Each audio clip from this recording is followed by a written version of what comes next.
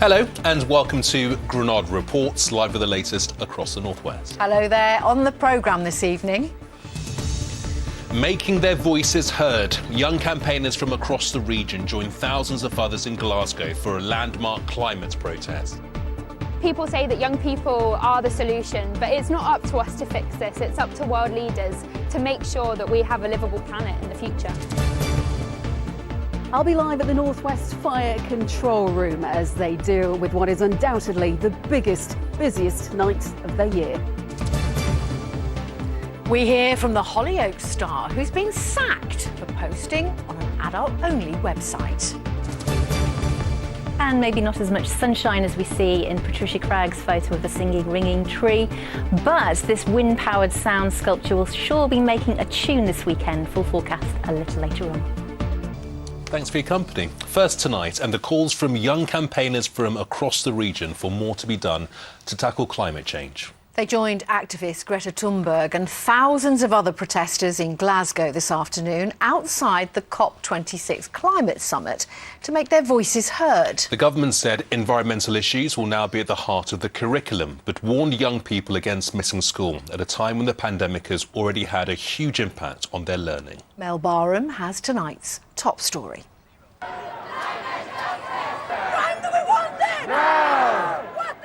They were determined not only to be seen, but heard.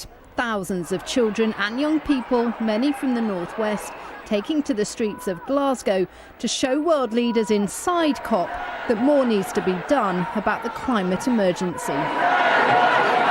Therese travelled up from Manchester. I'm here to fight for climate justice because I truly believe that climate justice is migrant justice, is worker justice, and I truly don't believe that the ruling class is not going to do anything about it. It has to come from us. We've lost a lot of faith in politicians of all parties in many different countries around the world. The UK is not alone in this. The fact that the government thinks it's okay by 2050 to sort of reduce these emissions, it's too late. We need action now, and that comes through putting limits on these big corporations.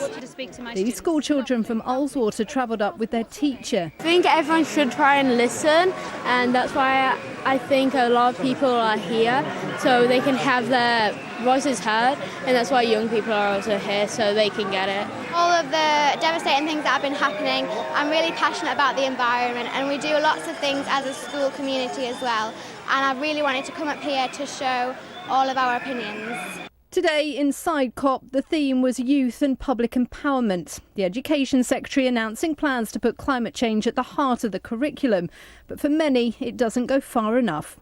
Amy Brave from Matterdale in the Lake District is a climate activist who founded her own environmental charity. I don't think that young people are listened to, but I think that they are unified, and I think that they're using their voices as much as we can. I hope that world leaders can listen to us because, after all, it's our future. People say that young people are the solution, but it's not up to us to fix this. It's up to world leaders. What's this COP26? Who could let me know? Eleanor! At this school in Birkenhead, climate change is already at the heart of their education. They even have an eco club here where pupils have come up with their own ideas to make their school greener. Anything else we talked about? Litter picking for the environment. From recycling and litter picking to getting rid of disposable cups and introducing no-meat Mondays and Fridays. I'm really nervous about that. If in a few years' time when I'm older, that the earth could be really, really warm and we could have floods. The world might be destroyed by the things we haven't done now. The children are the future, aren't they? So we need to be listening to what they're saying and taking on board some of their ideas. They've got amazing ideas. I'm very hopeful. We can make a difference. One person can make that difference, and it's like it is like a ripple effect. It does have a ripple effect across school. Tomorrow, more protests are planned, with marches not just in Glasgow but across the UK, including Liverpool and Manchester. And while those in power may be making the decisions inside COP, it's clear the voices of young people outside can be just as powerful. Mel Barham, ITV News, Birkenhead. A former soldier from Cheshire is warning of the impact fireworks may have on veterans this bonfire weekend. Richard Smith from Frodsham says many ex-members of the armed forces suffer from mental health issues, and loud bangs and flashes can trigger off unpleasant memories of war. He's campaigning for publicly organised firework displays only, with the support of his MP, Mike Amesbury. It triggers a lot of emotions from being operational in Northern Ireland to Iraq to Afghanistan to further behind from the Falkland Islands. It still brings you back to those days when you were serving, and it takes you to a place where you don't want to be. From myself walking down the street with my wife, and one of the explosions can go off and I can just grab hold of her and throw her behind the car trying to protect her. We served our country, and I know no one put a gun to our head to join the army, but when we come back we should get that support, and they're not giving us that support. Well, it's expected to be the busiest night of the year for fire services. Today is, of course, the 5th of November, and this year, with many large events cancelled, thousands are expected to hold their own firework displays at home. This week, emergency services have been reminding people of the dangers of handling fireworks and have encouraged people to attend public events wherever possible. Let's cross live to Victoria Grimes, who's at Fire Control in Warrington. And Vicky, a very busy night in store for everyone where you are. Well, Gamal, a very busy night indeed. If you just take a little quick look at the table of treats here, these are dotted around the control room at the moment. They are there because most of the crews here are going to be working for a long, long time tonight. They've got extra people in. We've got Simon over there, who's master of the treats. We'll come back to him later when we try and steal a bit of chocolates in a bit. But everyone here is working, as I said, longer hours because this is the busiest night of the year. We're joined now by Sarah, who's in charge of the control room. Sarah, we've just been talking, haven't we? And you've had how many calls already this evening? We've had just over 300 calls. So that's almost the amount that we would normally get in a 24-hour period. So, yeah, it's much busier tonight than normal. And literally, when we were sort of just talking in the last sort of 15 minutes, you've had about 20 calls in the last 15 minutes. That's a phenomenal amount to deal with. Have you found, though, that there's more pressure on you guys because people aren't going to organise bonfires because they've been cancelled or they're not happening because of COVID measures? Yeah, definitely. We are much busier when people are having their own domestic bonfires. There's a much greater risk associated with having those, and we would encourage people to go to the organised bonfires, definitely. Now, you've got lots of special provisions in place for this evening, haven't you? This has been a long time planning, even though you do it every year. Yeah, that's right. It's the biggest night, isn't it? Just tell us a little bit. Yeah, no, we plan this every year. We plan it with the fire and rescue services. We've got fire officers, as you can see, in the control room with us now, supporting the effort. And all of our operators are very well trained and prepared, so they know exactly what they're doing and they're ready to handle pretty much anything. And we are in the busiest period now, aren't we, between 6 and 7 o'clock? We are, between 6 and 7. We'll probably continue like this through to about 9:30, and hopefully we'll start to see it quieten down a little bit then. Well, fingers crossed for you. I hear we're hoping for rain, because apparently rain makes people not go out on Bonfire Night. Thank you very much. So let's bring Liam in. Liam, hello. You are operational, aren't you, with Lancashire Fire and Rescue? So you're on the front line and seeing what happens on Bonfire Night. You've worked it for many, many years. What's it like? It's very busy, to put it bluntly. We're out there in challenging circumstances. There's a number of incidents where, unfortunately, we do come up under attack. We've had 2 attacks, haven't you, on fire crews, literally in the last 24 hours, which is horrendous. Yeah, certainly. We do see some element of antisocial behaviour, unfortunately. It is frustrating. We are undertaking a number of different activities in order to try and reduce that sort of activity. And we're working with partners, other emergency partners, to actually reduce that. You're working very, very hard to keep everyone safe tonight. Yep. So we'll cross now to our reporter, Claire Hannah, who is at a pub in Manchester. And she is finding out a little bit more about some measures that can be taken to make dogs who are nervous about Bonfire Night a bit more comfortable. Claire. Thanks, Vicky. Yeah, it is that night. It's Bonfire Night. Fireworks whiz-banging and popping everywhere. Us loving them with our oohs and ahs. We all do it. But if you've got a dog, you'll know dogs aren't so keen. So tonight at the New Grove Inn here in Whitefield, something a bit different going on. Got landlady Jo here and Groot. Hi, Jo. What are you doing tonight? An alternative night out than fireworks and a bonfire for our doggy friends and their owners that want to come in the pub tonight. You've got loud music. Loud music, hot pot, homemade parking and lots of dog treats. So why are you doing it? Just a people in the community and the dog owners we're getting, because we do get a lot, have somewhere to have somewhere to go at night, you know, and I think a distraction for the dog as well to be around the pub. So it doesn't bother Groot, he's happy to be in here with his doggy friends. And yeah, a few other doggy friends. Very happy to be in the pub, surrounded by dogs actually. I'm going to have a little sit down here. I'm going to plonk myself here. We've got, oh, Marcus is making a run for it. Becky, oh, Marcus is going. So what's Marcus usually like with Bonfire Night? He's not too bad with the fireworks. Towards the end of the night, though, he's getting a little bit stressed with them. But yeah. So you think the loud music in the hot pot will sort him out? Definitely. Oh, definitely hot pot, yeah. OK, thank you, Aunt Curtis and lovely little Ori. So, how old is she? She's just gone 3.5 months. And now here tonight, alternative night, loud music. We know she's had a few problems with fireworks because they've been going off around yours, haven't they? Yeah, well, we have a lot of them around our area. We have a field just across from us, so people like to just set them off a lot around there, you know, normal things. But it's her first year, you know, being on Earth, so she gets quite scared, new daunting things, loud noises. So it's good for her to be here and have, you know, other dogs to be with and be calm, and also it's a good experience for her, learning experience. And the all-important hot pot. Oh, exactly, that hot pot will do you nice later, won't it? It is, that's what's doing it for me, the hot pot, loud music, perfect Friday night. I think I might borrow this dog and stay here all night. But one message though, if you are out tonight or over the weekend for Bonfire Night, have fun, but do stay safe. Back to Anne and Gamal in the studio. Yeah, they had me on the hot pot, that's for sure. Yeah, many thanks to Claire and Victoria, and we'll be back with fire control later on in the programme. Still to come on the show. And the leaves on this tree might not be leaves on the tree by the end of the weekend. Windy is the weather word, and some news on a climate dashboard from the Met Office helping us to understand Earth's observations. All that a little later on.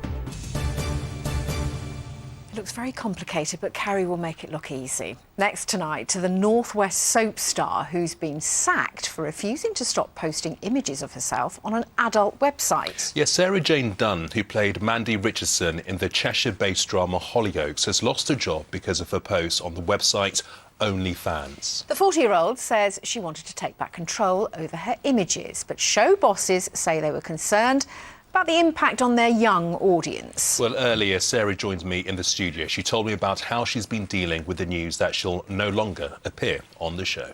I think I'm riding on a massive wave of adrenaline. I'm a little bit overwhelmed. I mean, the support has been immense and so greatly received. What made you decide to stick with OnlyFans and not Hollyoaks?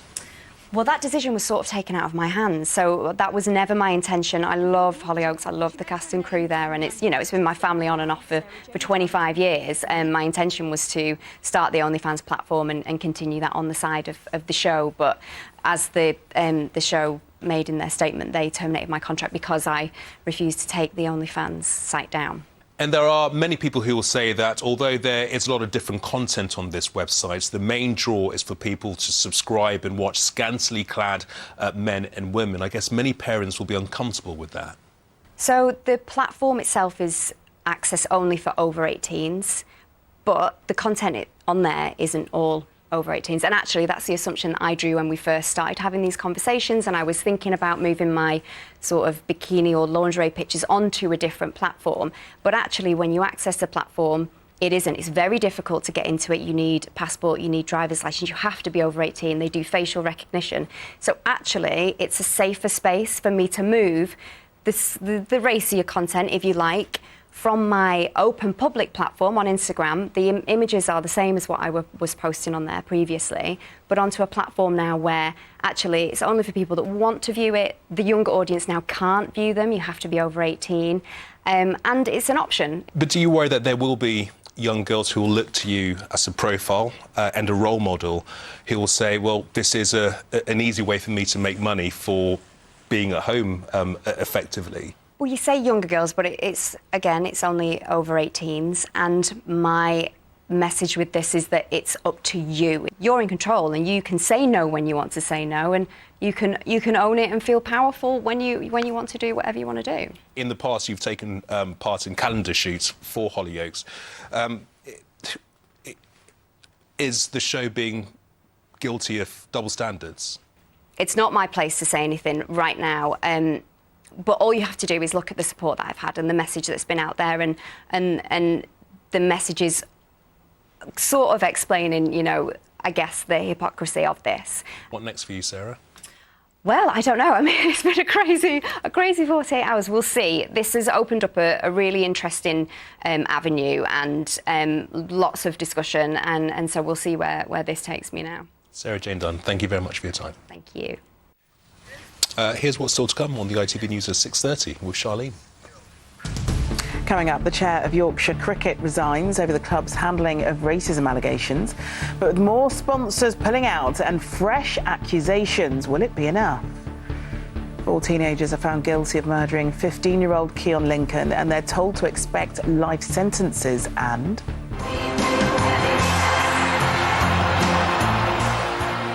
ABBA's new album is released, but will fans be thankful for the music? Join us for those stories and more from 6:30. Well, as we mentioned earlier in the programme, plenty of people will be hosting their own firework displays tonight after many of the larger events were cancelled. Fire services are warning people to stay safe on a night which is expected to be their busiest all year. Let's return to Victoria Grimes, who's live at Fire Control Northwest in Warrington. Bring us up to date with the latest, Vicky.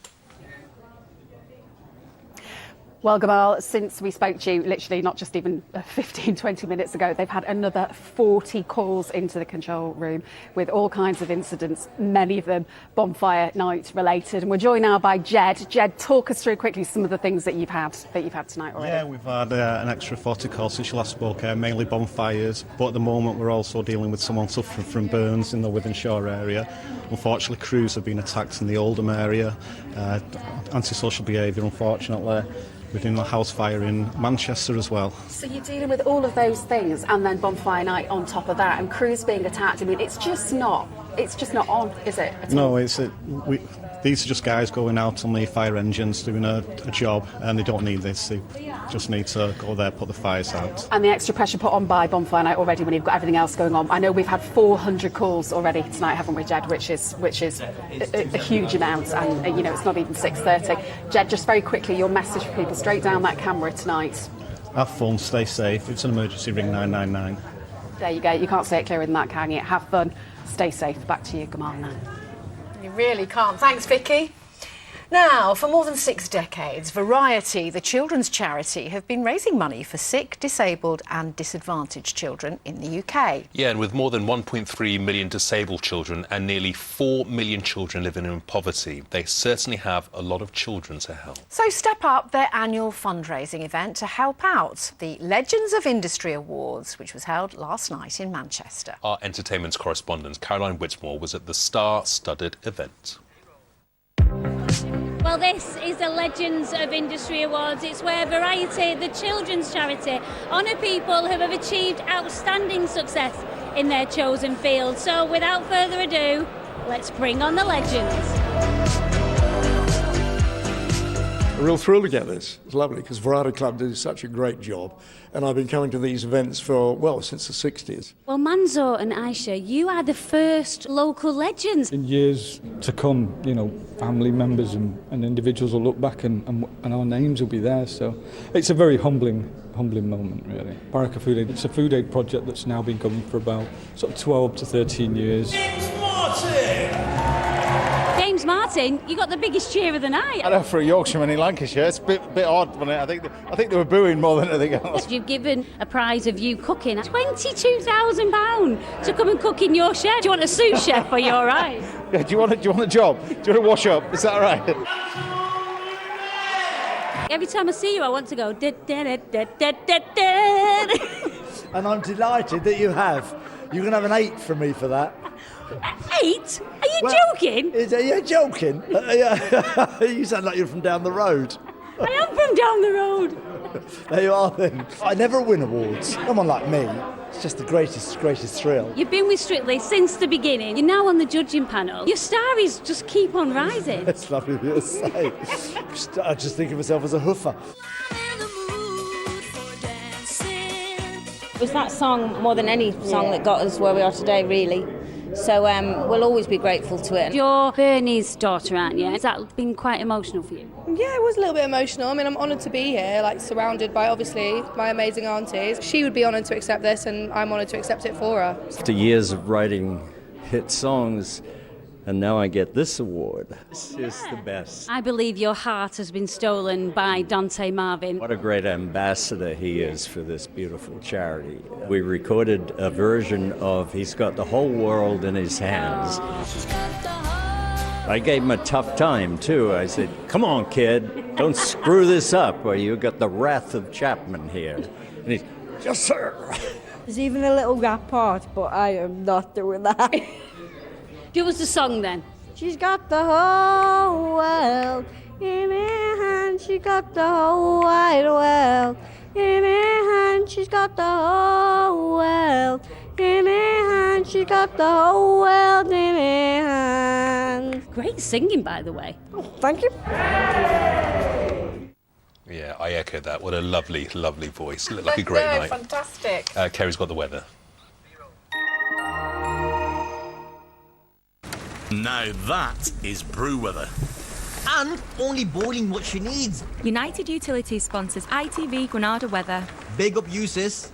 Hello, very good evening to you. So already almost a week of COP26. If you're feeling a little bit overwhelmed and you love a graph that explains things, today might be your day. The Met Office have issued a climate dashboard, and it basically puts all the information across the planet in one place, in a nice little graph with some extra information. So whether it's carbon dioxide emissions, whether it's global sea level, or whether it's a global surface sea temperature, lots of information on our website. I've done a little blog and a little video to try and explain things. Of course, tonight is Bonfire Night, not the most eco of nights on the calendar, but if you are planning a bonfire or a firework display, or maybe a more eco and pet-friendly light display, tonight is your night, because it's a very windy weekend.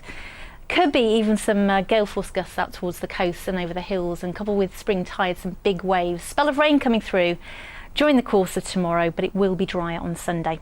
So overnight tonight, still the risk of some showery outbreaks of rain and drizzle, but it's mostly dry. Variable amounts of clouds, some mist and murk over the Pennines. The wind's fairly light, milder than last night's touch of frost, 6 or 7 Celsius, and the wind's gathering strength out into the Irish Sea by the time we reach dawn. 7:20 and 4:28 are your sun times for tomorrow.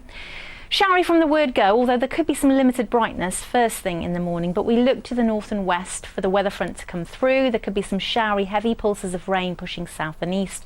The winds gathering strength, really becoming strong to gale force by the time we reach tomorrow evening and through into the first part of Sunday. But Sunday will be drier, brighter, but still blustery with the risk of showers. Take care. United Utilities sponsors ITV Granada weather. 2 sugars, please. Oh, lovely.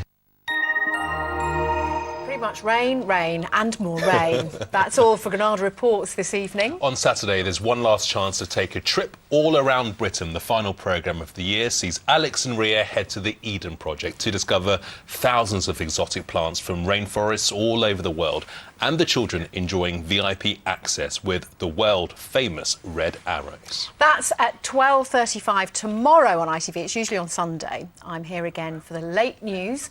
After news at 10, stay safe and don't attack fire crews. Yeah, remember, Fire Control North West have already received 400 calls. Don't add to that list. Bye-bye for now.